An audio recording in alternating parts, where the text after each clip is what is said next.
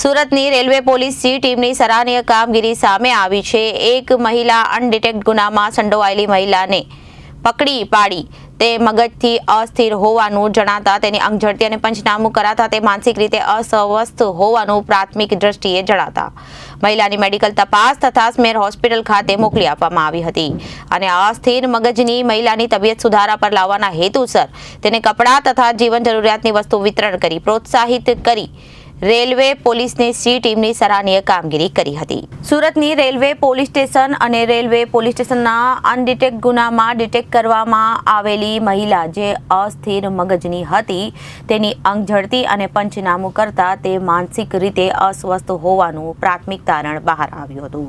જોકે સદર મહિલાની મેડિકલ તપાસ કરાવવા પછી સ્મીમેર હોસ્પિટલ ખાતે તેને મોકલી આપવામાં આવી હતી અને માનસિક तौर पर अस्थिर महिलाની તબિયત સુધારા પર લાવવાના હેતુસર તેને કપડાં તથા જીવન જરૂરિયાતની વસ્તુનું વિતરણ કરી તેને પ્રોત્સાહિત કરવામાં આવી હતી। સુરત રેલવે પોલીસની સી ટીમની સરાહનીય કામગીરી સામે આવી છે। Bureau report Janadesh news Surat.